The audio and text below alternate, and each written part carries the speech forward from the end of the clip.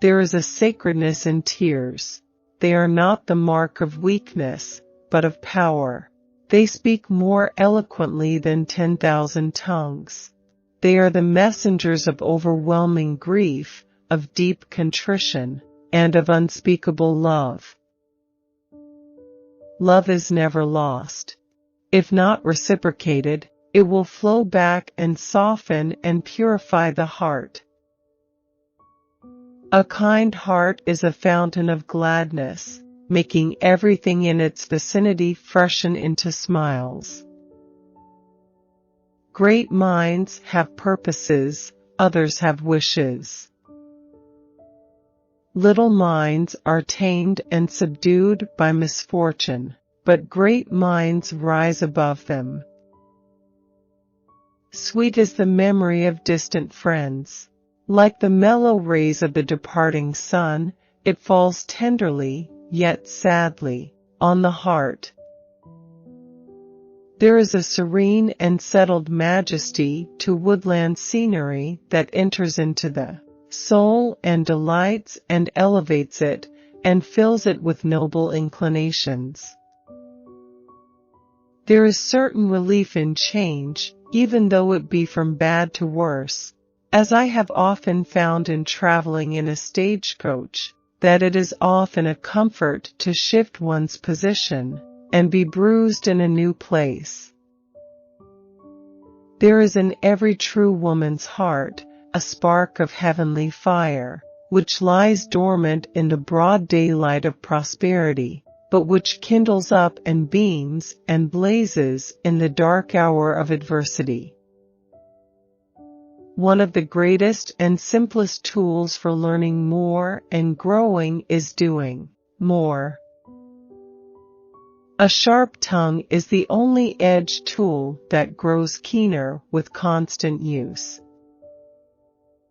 Age is a matter of feeling, not of years. A father may turn his back on his child, brothers and sisters may become inveterate enemies, husbands may desert their wives, wives their husbands, but a mother's love endures through all. Those men are most apt to be obsequious and conciliating abroad, who are under the discipline of shrews at home. There is never jealousy where there is not strong regard. They who drink beer will think beer. The easiest thing to do, whenever you fail, is to put yourself down by blaming your lack of ability for your misfortunes. The natural effect of sorrow over the dead is to refine and elevate the mind. Marriage is the torment of one, the felicity of two, the strife and enmity of three. The idol of today pushes the hero of yesterday out of our recollection, and will, in turn, be supplanted by his successor of tomorrow. Honest good humor is the oil and wine of a merry meeting, and there is no jovial companionship equal to that where the jokes are rather small and laughter abundant. Some minds seem almost to create themselves, springing up under every disadvantage and working their solitary but irresistible way through 1,000 obstacles. It is not poverty so much as pretense that harasses a ruined man, the struggle between a proud mind and an empty purse, the keeping up of a hollow show that must soon come to an end. A woman's whole life is a history of the affections. Temper never mellows with age, and a sharp tongue is the only edged tool that grows keener with constant use.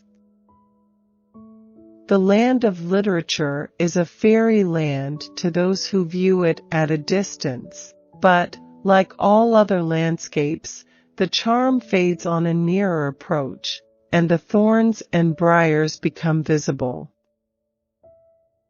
A tart temper never mellows with age, and a sharp tongue is the only edged tool that grows keener with constant use. I am always at a loss at how much to believe of my own stories. Whenever a man's friends begin to compliment him about looking young, he may be sure that they think he is growing old. He is the true enchanter, whose spell operates not upon the senses, but upon the imagination and the heart. There is a healthful hardiness about real dignity that never dreads contact and communion with others, however humble. Young lawyers attend the courts, not because they have business there, but because they have no business. I've had it with you and your emotional constipation. The sorrow for the dead is the only sorrow from which we refuse to be divorced. Every other wound we seek to heal, every other affliction to forget, but this wound we consider it a duty to keep open, this affliction we cherish and brood over in solitude. The tongue is the only tool that gets sharper with use. Rising genius always shoots out its rays from among the clouds, but these will gradually roll away and disappear as it ascends to its steady luster. Acting provides the fulfillment of never being fulfilled. You're never as good as you'd like to be, so there's always something to hope for. Christmas is a season for kindling the fire for hospitality in the hall, the genial flame of charity in the heart.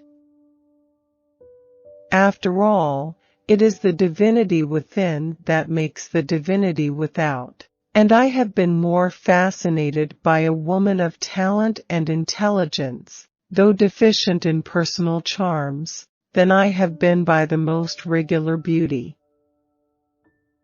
Indeed, there is an eloquence in true enthusiasm that is not to be doubted. An inexhaustible good nature is one of the most precious gifts of heaven, spreading itself like oil over the troubled sea of thought, and keeping the mind smooth and equable in the roughest weather.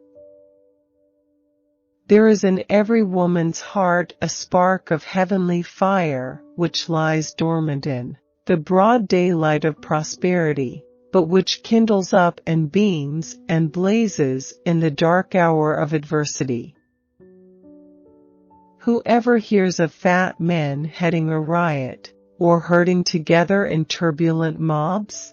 No, you're lean, hungry men who are continually worrying society, and setting the whole community by the ears.